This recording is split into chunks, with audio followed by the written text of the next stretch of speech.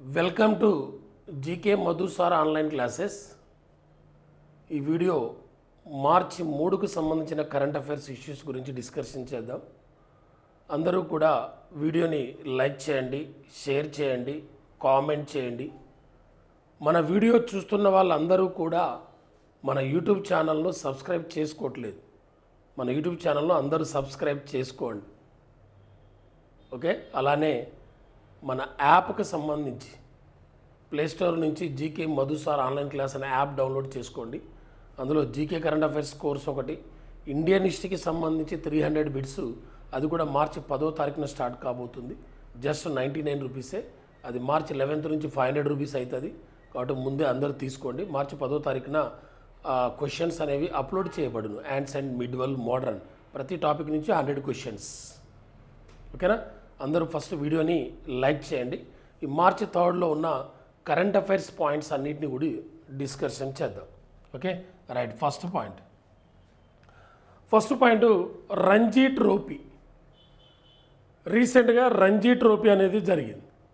ఆ రంజీ ట్రోఫీ అనేది ఏ గేమ్కు సంబంధించింది, ఎప్పటి నుంచి జరుగుతుంది, ఆ రంజీ ట్రోఫీ రీసెంట్గా ఎప్పటి నుండి ఎప్పటి వరకు జరిగింది, అది ఎన్నోవ ఎడిషన్, ఎన్ని జట్లు పాల్గొన్నాయి, ఎన్ని మ్యాచ్లు జరిగినాయి, ఎవరికి మ్యాన్ ఆఫ్ ది సిరీస్ ఇచ్చారు, ఎక్కువ వికెట్ తీసింది ఎవరు, ఎక్కువ పరుగులు చేసింది ఎవరు, ఎవరు విన్నరు, ఎవరు రన్నరప్, ఎక్కువసార్లు గెలుపొందినది ఎవరు అనే అంశాల గురించి చూద్దాం. First Ranji trophy.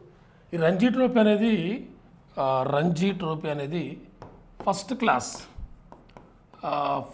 Class test cricket tournament. ఇది ఫస్ట్ క్లాస్ అంటే మన ఇండియాలో జరిగే టెస్ట్ క్రికెట్ టోర్నమెంట్ ఏదా అంటే రంజీ ట్రోఫీ. ఆ రంజీ ట్రోఫీ అనేది రీసెంట్గా జరిగింది. 2024 అక్టోబర్ నుంచి 2025 మార్చి వరకు జరిగింది. అది మార్చి వరకు జరిగింది. అది ఏంటేంటి దాని డీటెయిల్స్ అన్నీ కూడా ఒకసారి చూద్దాం.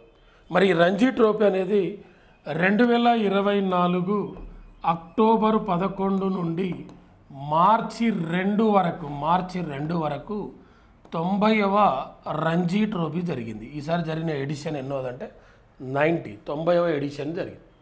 ఎక్కడ జరుగుద్ది? ఇండియాలోనే జరుగుద్ది. రంజీ ట్రోఫీ అనేది ఇండియాలోనే జరుగుద్ది. ఆ 90వ రంజీ ట్రోఫీలో 38 జట్లు 38 టీమ్స్ పాల్గొన్నాయి. ఆ 38 జట్లు పాల్గొంటే ఆ 38 జట్లు మొత్తం మ్యాచ్లు ఏంటంటే 138 మ్యాచ్లు నిర్వహించడం జరిగింది.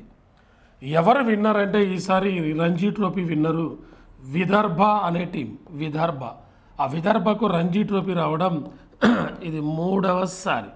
ఈసారి రన్నరప్ ఎవరంటే Kerala runner up. First time Kerala Ranji trophy ఫైనల్లోకి వెళ్ళడం జరిగింది. ఫైనల్లో ఓడిపోయింది. మరి 90 సార్లు జరిగితే ఈసారి విన్నర్ విదర్భ, రన్నరప్ కేరళ అన్నాం. విదర్భకు 3 సార్లు వచ్చిందన్నాం. అసలు రంజీ ట్రోఫీని ఎక్కువ సార్లు గెలుపొందినది ఎవరంటే ముంబై జట్టు 42 సార్లు రంజీ ట్రోఫీని గెలుపొందింది. 42 టైమ్స్ ముంబై రంజీ ట్రోఫీని గెలుపొంది. మరి ఈసారి ఈ 90వ రంజీ ట్రోఫీలో man of the series award ఎవరికి ఇచ్చారంటే హర్ష్ దూబే అనే ప్లేయర్కి ఇచ్చారు. హర్ష్ దూబే అనే ప్లేయర్కి ఇచ్చారు. ఏ జట్టుకు సంబంధించిన వ్యక్తి అంటే విదర్భ జట్టుకు చెందిన వ్యక్తి.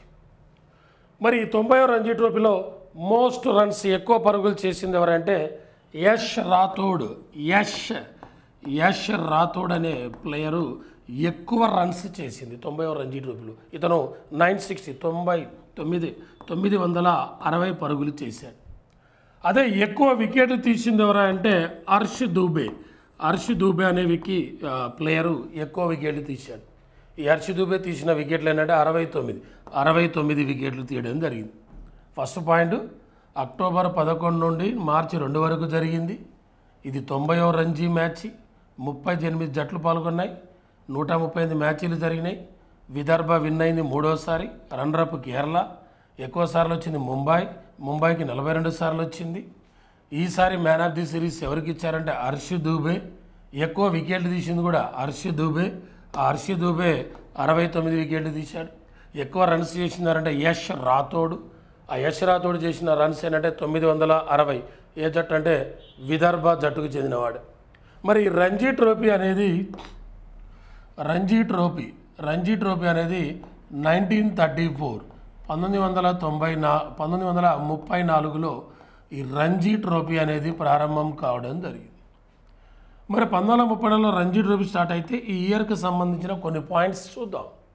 34లో రంజీ ట్రోఫీ స్టార్ట్ అయింది.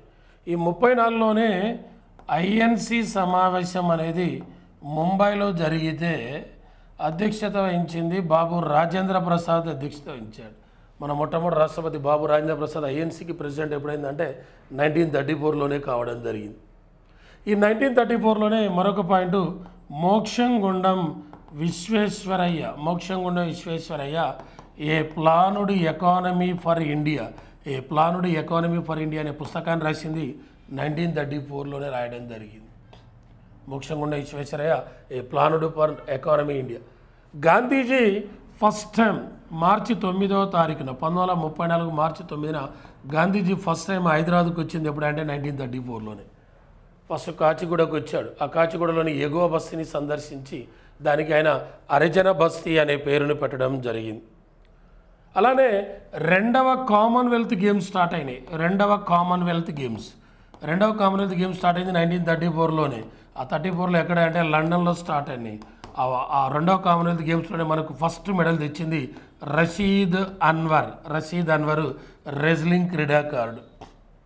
కామన్వెల్త్ గేమ్స్లో మనకు ఫస్ట్ మెడల్ వచ్చింది 1934లోనే. అది రెండవ కామన్వెల్త్ గేమ్స్. అప్పుడు ఎక్కడ జరిగిందంటే లండన్. ఎవరంటే క్రీడాకారుడు రషీద్ అన్వర్. ఏ క్రీడాకారుడు అంటే రెజ్లింగ్. ఏ మెడల్ అంటే సిల్వర్ మెడల్ తేవడం జరిగింది. అలానే 1934లోనే మొదటి రాయలసీమ మహాసభ జరిగింది. ఎక్కడ అంటే మద్రాస్. మొట్టమొదటి రాయలసీమ మహాసభ జరిగింది ఎక్కడంటే మద్రాసులో జరిగింది. పట్టాభి సీతారామయ్య దానికి అధ్యక్షత వహించడం జరిగింది. ఈ 1934లోనే కాంగ్రెస్ సోషలిస్ట్ పార్టీని కూడా ఏర్పాటు చేశారు. కాంగ్రెస్ సోషలిస్ట్ పార్టీని ఆచార్య నరేంద్ర దేవ్ అండ్ లోక్ నాయక్ జయప్రకాష్ నారాయణ్ వాళ్ళిద్దరూ కలిసి ఈ పార్టీని ఏర్పాటు చేశారు. ఈ 1934లోనే మన తెలంగాణకు సంబంధించిన ఆగస్టు 6వ తారీఖున ప్రొఫెసర్ జయశంకర్ జన్మించింది కూడా 1934 ఆగస్టు 6వ తారీఖున జయశంకర్ జన్మించాడు. జయశంకర్ మరణించింది 2011 జూన్ 21వ తారీఖున జయశంకర్ మరణించాడు. ఆ జూన్ 21 ఇంటర్నేషనల్ యోగా డే. ఒకటి రంజీ ట్రోఫీ ప్రారంభమైందన్న. ఐఎన్సి సమావేశం ముంబైలో జరిగితే బాబు రాజేంద్ర ప్రసాద్ అధ్యక్షత వహించాడన్న. మోక్షంగుండం Visvesvaraya a planned economy for India అనే పుస్తకాన్ని రాశాడు. గాంధీజీ ఫస్ట్ టైం హైదరాబాద్కి వచ్చింది 1934లోనే. రెండవ కామన్వెల్త్ గేమ్ జరిగింది 1934లోనే. మొదటి రాయలసీమ మహాసభ జరిగింది 1934లోనే. కాంగ్రెస్ సోషలిస్ట్ పార్టీని ఏర్పాటు చేసింది 1934లోనే.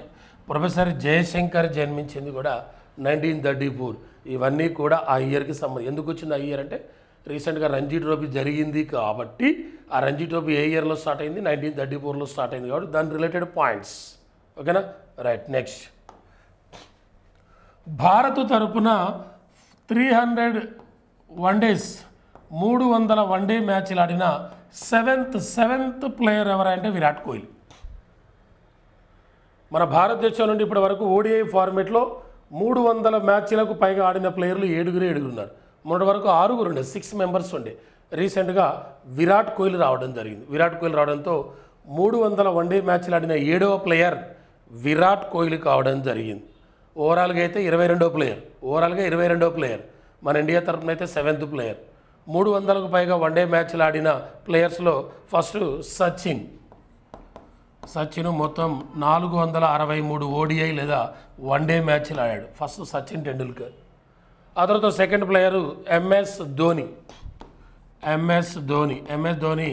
350 ఓడిఐ మ్యాచ్లు ఆడాడు, 350.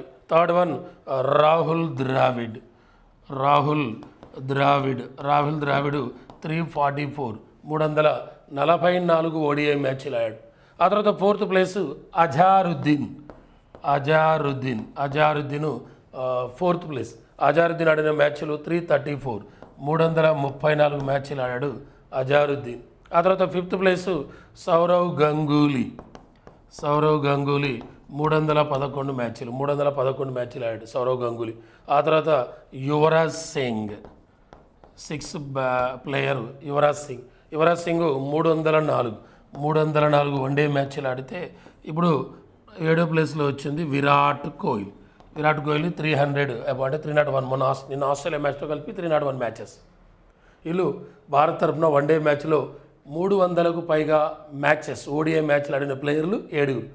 ఆ 7 7వ ప్లేయర్ ఎవరంటే విరాట్ కోహ్లీ ఇదొకటి. నెక్స్ట్ రిషికొండ బీచ్ రీసెంట్గా వార్తల్లోకి రావడం జరిగింది. రిషికొండ బీచ్ వార్తల్లోకి ఎందుకు వచ్చిందంటే రీసెంట్గా రిషికొండ బీచ్కు బ్లూ ఫ్లాగ్ సర్టిఫికేషన్ రద్దు చేయడం జరిగింది. బ్లూ ఫ్లాగ్ సర్టిఫికేషన్ ఇటీవల ఏ బీచ్కి రద్దు చేశారంటే రిషికొండ బీచ్కి రద్దు చేయడం జరిగింది. బ్లూ ఫ్లాగ్ సర్టిఫికేషన్ రద్దు చేశారు. దీన్ని అసలు యాక్చువల్గా రిషికొండ బీచ్కు బ్లూ ఫ్లాగ్ సర్టిఫికేషన్ ఇచ్చింది 2020లో ఇస్తే ఇప్పుడు రీసెంట్గా రద్దు చేయడం జరిగింది. బీచ్ వద్ద వ్యర్థాలు పేరుకుపోయినాయని పర్యాటకులు ఫిర్యాదులు చేయడంతో తాత్కాలికంగా ఆ హోదాను రద్దు చేశారు. మన ఇండియాలో పర్యావరణానికి అనుకూలంగా ఉండి పరిశుభ్రమైన బీచ్లు ప్రపంచవ్యాప్తంగా ఏ బీచ్కైనా బ్లూ ఫ్లాగ్ సర్టిఫికేషన్ ఇస్తారు. అలా మన ఇండియాలో బ్లూ ఫ్లాగ్ సర్టిఫికేషన్ పొందిన బీచ్లు 14 ఉన్నాయి. 14 ఉంటే ఇప్పుడు 13 బీచ్లు అయినాయి. ఈ రిషికొండ బీచ్ యొక్క బ్లూ ఫ్లాగ్ సర్టిఫికేషన్ రీసెంట్గా తాత్కాలికంగా రద్దు చేయడం జరిగింది. ఈ బ్లూ ఫ్లాగ్ హోదా ఎవరిస్తారంటే డెన్మార్క్ దేశానికి చెందిన ఒక సంస్థ ప్రదానం చేస్తుంది. The foundation for environmental education అనే సంస్థ ఈ బ్లూ ఫ్లాగ్ సర్టిఫికేషన్ను ప్రదానం చేస్తుంది. మన ఇండియాలో ఉన్న మొత్తం బ్లూ ఫ్లాగ్ సర్టిఫికేషన్ పొందిన బీచ్లు 14, ఇప్పుడు 13 అయిపోయినాయి. తాత్కాలికంగా రద్దు చేసి మొట్టమొదటిది అంటే చంద్రబాగ్ బీచ్. ఇండియాలో బ్లూ ఫ్లాగ్ సర్టిఫికేషన్ పొందిన మొట్టమొదటి బీచ్ అంటే చంద్రబాగ్ బీచ్. ఎక్కడ ఉందంటే ఒరిస్సాలో ఉంది. ఇటీవల 2025లో మన ఇండియాలో 2 బీచ్లకు బ్లూ ఫ్లాగ్ సర్టిఫికేషన్ ఇచ్చారు. ఒకటి కోజికోడ్లో, 2 కూడా కేరళ రాష్ట్రంలోని బీచ్లకు ఇచ్చారు. ఒకటి కోజికోడ్లో ఉంది, రెండోది కర్నూలు కాదు కర్నూలు. ఆ కోజికోడ్లో ఉన్న బీచ్ ఏదంటే కప్పడ్ బీచ్. కోజికోడ్లో ఉన్న బీచ్ ఏదంటే కప్పడ్ అనే బీచ్. ఆ తర్వాత కర్నూలు ఉన్న బీచ్ అంటే చాల్ అనే బీచ్. వీటికి రీసెంట్గా వేయడంతో 14 అయితే ఇప్పుడు 13 అయినాయి. ఎందుకు రిషికొండ బీచ్కు తాత్కాలికంగా బ్లూ ఫ్లాగ్ సర్టిఫికేషన్ హోదా రద్దు చేశారు. బీచ్ వద్ద వ్యర్థాలు పేరుకుపోయాయని ఫిర్యాదులు చేయడంతో తాత్కాలికంగా ఆ హోదాను రద్దు చేయడం జరిగింది. ఓకేనా, ఇది ఒక పాయింట్. వార్తల్లోకి వచ్చిన పాయింట్లలో ఇది ఒక పాయింట్. తర్వాత కాగ్ అనేది కూడా రీసెంట్గా వార్తల్లోకి వచ్చింది. కాగ్ అంటే కంపోటలర్ అండ్ ఆడిటర్ జనరల్. ఇది కూడా వార్తల్లోకి వచ్చింది. ఎందుకు వార్తల్లోకి వచ్చింది కాగ్ అనేది అంటే ఇటీవల ఐఐటి మద్రాస్తో ఒప్పందం కుదుర్చుకుంది. ఐఐటి మద్రాస్తో 2 అంశాలపై ఒప్పందం కూర్చుంది.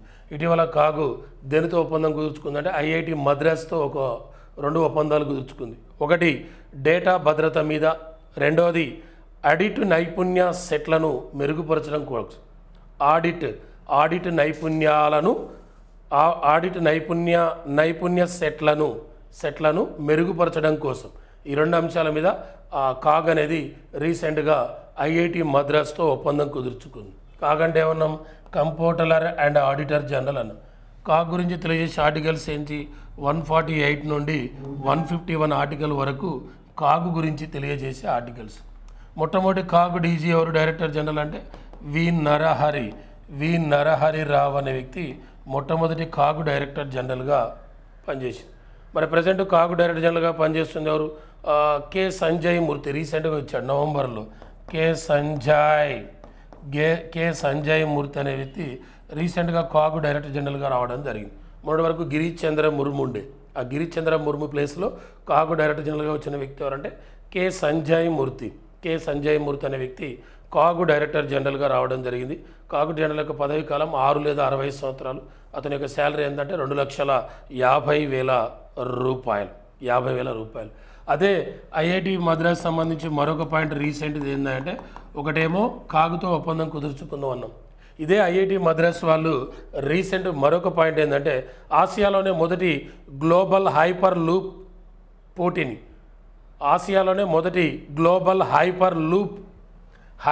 లూప్ పోటీని కూడా ప్రారంభించింది.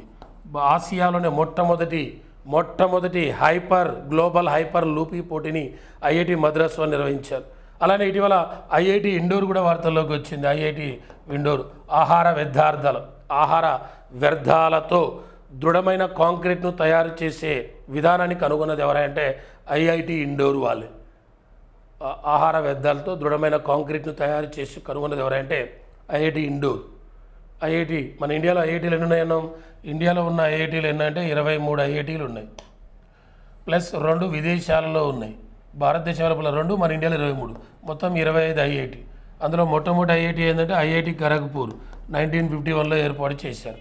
రెండోది ఐఐటి బాంబే 1958లో ఏర్పాటు చేశారు. మూడోది ఐఐటి మద్రాస్, దీన్ని 1959లో ఐఐటి మద్రాస్ని ఏర్పాటు చేయడం జరిగింది. మరి భారతదేశం వెలుపల ఐఐటీలు అన్నాం. ఒకటి ఐఐటి టాంజానియా, భారతదేశం వెలుపల మొట్టమొదటి ఐఐటిని ఐఐటి టాంజానియాలోని జాంజిబార్లో ఏర్పాటు చేశారు. ఎవరు? ఐఐటి మద్రాస్. రెండవ భారతదేశం వెలుపల ఐఐటి ఢిల్లీ వారు ఏర్పాటు చేశారు. ఎక్కడ? యుఏఈలోని అబుదాబిలో ఏర్పాటు చేశారు. ఇంకోటి మూడవ ఐఐటిని ఏర్పాటు చేస్తున్నారు భారతదేశం వెలుపల. ఎక్కడంటే శ్రీలంకలో మూడవ ఐఐటి క్యాంపస్ని ఏర్పాటు చేయబోతున్నారు. ఆ శ్రీలంకలో ఎవరంటే ఐఐటి మద్రాస్ వాళ్ళు ఏర్పాటు చేయబోతున్నారు. ఆ శ్రీలంక అధ్యక్షుడు ఇప్పుడు అనూర కుమార దిశనాయకే. శ్రీలంక అధ్యక్షుడు అనూర కుమార దిశనాయకే. అదే శ్రీలంక ప్రధాని అయితే హరణి అమర సూర్య ప్రజెంట్ శ్రీలంక ప్రధాని. ఆమె మహిళా ప్రధాని. శ్రీలంకకు 3వ మహిళా ప్రధాని. 2వ మహిళా ప్రధాని చంద్రికా కుమారతుంగ. మొదటి మహిళా ప్రధాని సిరిమావో బండారు నాయక్. ఓకేనా? ఇదొక పాయింట్. నెక్స్ట్ జిఎంసి బాలయోగి యొక్క వర్ధంతి. జిఎంసి బాలయోగి యొక్క వర్ధంతి ఎప్పుడంటే మార్చి 3 జిఎంసి బాలయోగి యొక్క వర్ధంతి. మన ఇండియాకు లోక్సభ స్పీకర్గా పనిచేసిన వ్యక్తి, మొట్టమొదటి దళిత లోక్సభ స్పీకర్. ఇతను 2002 మార్చి 3వ తారీఖున హెలికాప్టర్ ప్రమాద సంఘటనలో మరణించిన వ్యక్తి జిఎంసి బాలయోగి. ఆయన అమలాపురం నియోజకవర్గం నుంచి ఎంపీగా ఎన్నికయ్యి లోక్సభకు స్పీకర్గా పనిచేసిన వ్యక్తి. 12వ లోక్సభ మొట్టమొదటి Dalit Lok Sabha speaker GMC Balayogi. GMC Balayogi 2 లోక్సభలకు స్పీకర్గా పనిచేశాడు. ఫస్ట్ 1998 నుండి 99 వరకు 12వ లోక్సభకు స్పీకర్గా పనిచేశాడు. ఆ తర్వాత 13వ లోక్సభకు 1999 నుండి 2002 వరకు చేసి ఆ 2002 మార్చి 3న హెలికాప్టర్ ప్రమాదాల సంఘటనలో ఈయన మరణిస్తే ఆయన ప్లేస్లో 2002 నుంచి 2004 వరకు 13వ లోక్సభ స్పీకర్గా మనోహర్ జోషి పనిచేశాడు. ఆ మనోహర్ జోషికే మొన్న మనం 2025లో పద్మభూషణ్ పురస్కారాన్ని ప్రకటించడం జరిగింది. మరణాంతరం మనోహర్ జోషికి మనం ప్రకటించాం. ఆ మనోహర్ జోషి మహారాష్ట్రకు గవర్నర్గా కూడా పనిచేయడం జరిగింది. మరి జిఎంసి బాలయోగి 2 లోక్సభలకు స్పీకర్గా పనిచేశాడు, 12, 13. ఆ 12వ లోక్సభ ఇంపార్టెన్స్ ఏంది? యాక్చువల్గా లోక్సభ పదవి కాలం ఎంత? 5 సంవత్సరాలు. 1 సంవత్సరం పాటు కొనసాగిన లోక్సభ ఎన్నోది? 12వది. ఆ 12వ లోక్సభ స్పీకర్ ఎవరు? జిఎంసి బాలయోగి. మరి లోక్సభ పదవి కాలం 5 సంవత్సరాలు అన్నాం.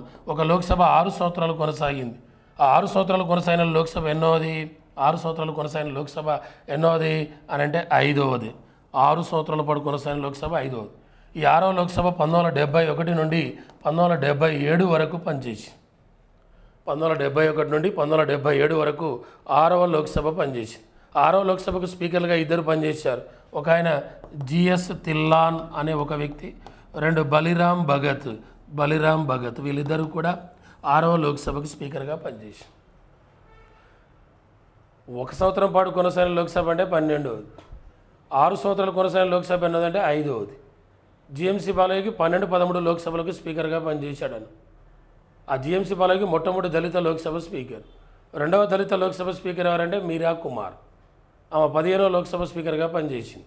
మొట్టమొదటి లోక్సభ స్పీకర్ ఎవరంటే జీవి మౌలాంకర్. ప్రజెంట్ ఉన్న లోక్సభ ఎన్నోది అంటే 18. 18వ లోక్సభ స్పీకర్ ఎవరంటే ఓం బిర్లా. ఆ ఓం బిర్లా రాజస్థాన్లోని కోటా నియోజకవర్గం నుంచి ఎంపీ కావడం జరిగింది. 17వ లోక్సభ స్పీకర్ కూడా ఓం బిర్లానే. అదే 16వ లోక్సభ స్పీకర్ సుమిత్రా మహాజన్. 15వ లోక్సభ స్పీకర్ ఓం బిర్లా. 14వ లోక్సభ స్పీకర్ సోమనాథ్ చటర్జీ. ఆ సోమనాథ్ చటర్జీ ప్రొటెన్ స్పీకర్గా పనిచేసి స్పీకర్ అయిన వ్యక్తి. మన ఇండియాలో ప్రొటెన్ స్పీకర్గా పనిచేసి స్పీకర్ అయింది ఇద్దరు. ఒక ఆయన జిఎంసి, ఒకటి GV Mavalankar, 2 Somnath Chatterjee. Present pro tem speaker ఎవరంటే భర్తృహరి మెహతాబ్. 18వ లోక్సభకు pro tem speaker Bhartrihari Mehtab.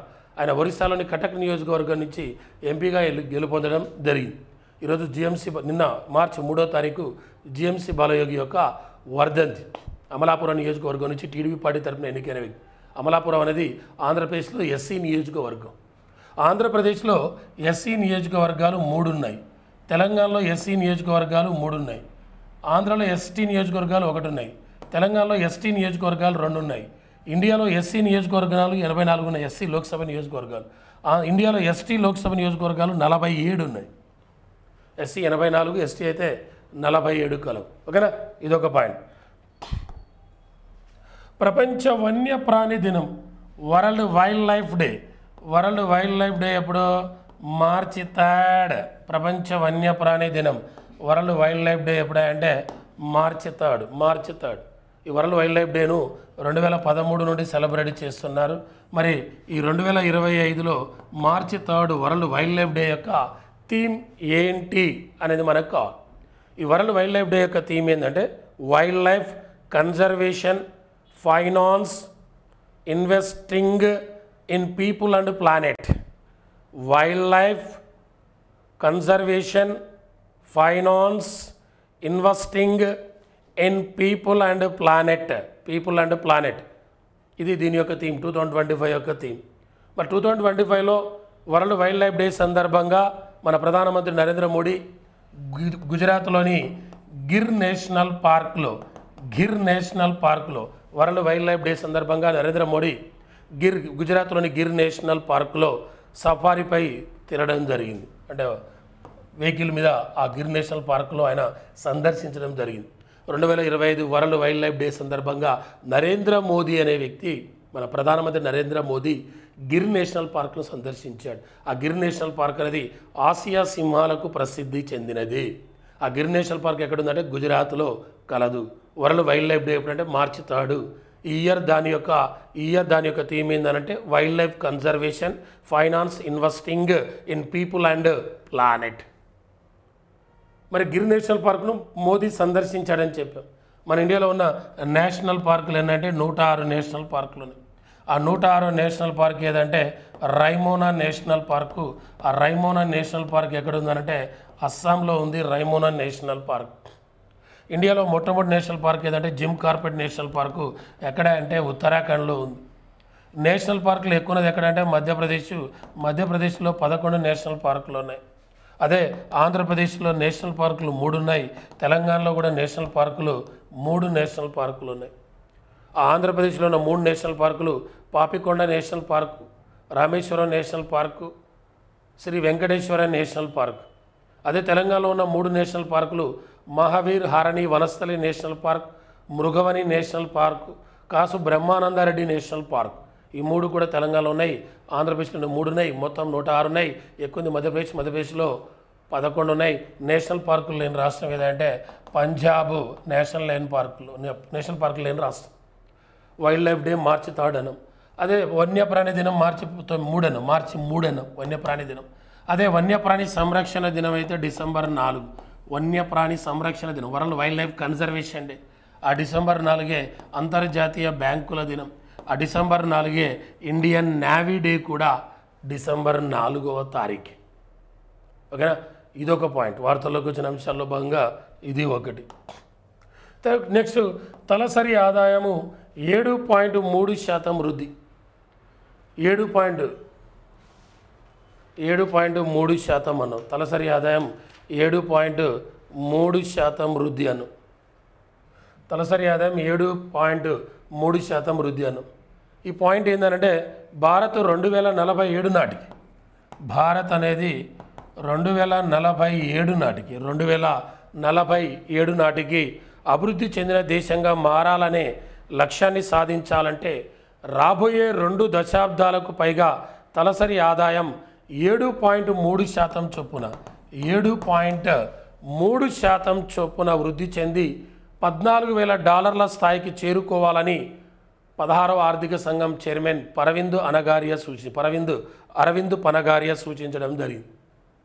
Point ఏంటంటే భారత్ 2047 నాటికి అభివృద్ధి చెందిన దేశంగా మారాలనే లక్ష్యాన్ని సాధించాలంటే రాబోయే 2 దశాబ్దాలకు పైగా తలసరి ఆదాయం 7.3% చొప్పున వృద్ధి చెంది $14,000 స్థాయికి చేరుకోవాలని 16వ ఆర్థిక సంఘం చైర్మన్ అరవింద్ పనగారియా సూచించారు. $14,000 స్థాయికి చేరుకోవాలని. ఇప్పుడున్న $2,500, ఇప్పుడున్నదేమో $2,500. ఇప్పుడున్న $2,500 తలసరి ఆదాయం 2047-48 నాటికి $14,000 చేరుకునేందుకు ఏటా ప్రతి సంవత్సరం కూడా మనం 7.3% వృద్ధిని 7.3% వృద్ధి సాధించాల్సిన అవసరం ఉందని అరవింద్ పనగారియా పేర్కొనడం జరిగింది. అరవింద్ పనగారియా ఎవరు? 16వ ఆర్థిక సంఘం చైర్మన్, 16th ఫైనాన్స్ 16వ ఆర్థిక సంఘం చైర్మన్ అరవింద్ పనగారియా. ఈ 16వ ఆర్థిక సంఘం యొక్క సిఫారసులు ఎప్పటి నుండి అమల్లోకి వస్తాయి? 2026 నుంచి 2031 వరకు 16వ ఆర్థిక సంఘం యొక్క సిఫారసులు. ఇప్పుడున్నాయి 15వ ఆర్థిక సంఘం. 15వ ఆర్థిక సంఘం 2021 నుంచి 2026 మార్చి వరకు 15వ ఆర్థిక సంఘం. ఇప్పుడు 16వ ఆర్థిక సంఘం చైర్మన్ అరవింద్ పనగారియా, 15వ ఆర్థిక సంఘం చైర్మన్ నందకిషోర్ సింగ్, 14వ ఆర్థిక సంఘం చైర్మన్ వై వేణుగోపాల్ రెడ్డి, 13వ ఆర్థిక సంఘం చైర్మన్ విజయ్ కేల్కర్, 12వ ఆర్థిక సంఘం చైర్మన్ సి రంగరాజన్, మొదటి ఆర్థిక సంఘం చైర్మన్ కేసీ నియోగి. ఉమ్మడి ఆంధ్రప్రదేశ్కు ముఖ్యమంత్రిగా పనిచేసి ఆర్థిక సంఘం చైర్మన్ అయింది ఎవరు? కాసు బ్రహ్మానందరెడ్డి. కాసు బ్రహ్మానందరెడ్డి 6వ ఆర్థిక సంఘం చైర్మన్గా పనిచేశాడు.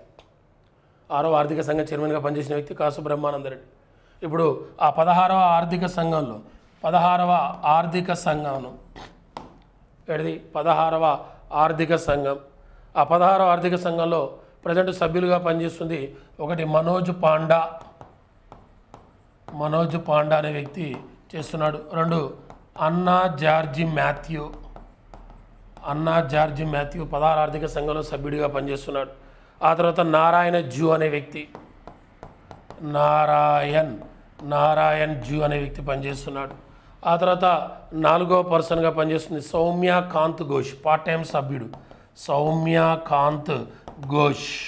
ఈ నలుగురు 16వ ఆర్థిక సంఘంలో సభ్యులు. అదే 16వ ఆర్థిక సంఘం కార్యదర్శిగా పనిచేస్తుంది ఎవరు? రిత్విక్ రంజన్ పాండే కార్యదర్శి. అదే 16వ ఆర్థిక సంఘం చైర్మన్ ఎవరు? అరవింద్ పనగారియా. అరవింద్ పనగారియే నీతి ఆయోగ్ మొట్టమొదటి వైస్ చైర్మన్గా పనిచేసింది. ఆ అరవింద్ పనగారియకేనే 2012లో పద్మభూషణ్ 2012లో ఆయనకు పద్మభూషణ్ పురస్కారాన్ని కూడా ప్రకటించడం జరిగింది. ఎవరికంటే అరవింద్ పనగారియా. ఓకే, ఇది ఒక పాయింట్. వార్తల్లోకి వచ్చిన అంశాల్లో భాగంగా ఇది ఒక పాయింట్. నెక్స్ట్ మరొకటి ఉంది, ఇంకొక క్రీడాకారుడు డుప్లాంటిస్ అనే క్రీడాకారుడు వార్తల్లోకి వచ్చాడు. డుప్లాంటిస్ ఈయన పోల్ వాల్ట్ క్రీడకు సంబంధించిన పోల్ వాల్ట్ స్టార్ డుప్లాంటిస్ ఏ దేశానికి చెందినవాడంటే స్వీడన్ దేశానికి చెందినవాడు. ఈయన వార్తల్లోకి రావడం జరిగింది. Duplantis pole vault star Sweden దేశానికి చెందిన వ్యక్తి.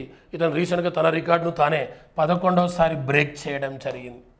11వసారి తన రికార్డును తాను బ్రేక్ చేసుకున్నాడు. ఈయన రీసెంట్గా ఫ్రాన్స్లో జరిగిన ప్రపంచ అథ్లెటిక్స్ ఇండోర్ టూర్ మీటింగ్లో 6.27 మీటర్ల దూరాన్ని ఎగిరాడు. 6.27 మీటర్ల దూరాన్ని ఎగిరాడు పోల్ వాల్ట్ గేమ్లో డుప్లాంటిస్ స్వీడన్ దేశం రీసెంట్గా ఫ్రాన్స్లో జరిగిన ప్రపంచ అథ్లెటిక్స్ ఇండోర్ టూర్ మీట్లో 6.27 మీటర్ల దూరాన్ని ఎగిరి రికార్డు సృష్టించాడు. గతంలో ఈయన రికార్డు 6.26 మీటర్లు ఉండేది. 6.26 మీటర్లు ఉండే 2024లో పోలాండ్లో జరిగిన డైమండ్ లీగ్లో ఈ రికార్డు ఉండే 6.26. ఇప్పుడు 6.27 మీటర్లు ఎగిరి ప్రపంచ రికార్డు 11వసారి తన రికార్డును తానే బ్రేక్ చేసుకున్నాడు. ఎవరంటే డుప్లాంటిస్ పోల్ వాల్ట్ స్టార్. ఏ దేశానికి చెందిన వ్యక్తి అంటే స్వీడన్ దేశానికి చెందిన వ్యక్తి. ఇది మార్చి 3కి సంబంధించిన కరెంట్ అఫైర్స్ పాయింట్స్. అందరూ కూడా వీడియోని లైక్ చేయండి, షేర్ చేయండి. అలానే మన యాప్ను కూడా అందరూ పర్చేజ్ చేసుకోండి. Current affairs GK and Indian హిస్టరీకి సంబంధించి. ఓకేనా? రైట్. జై హింద్.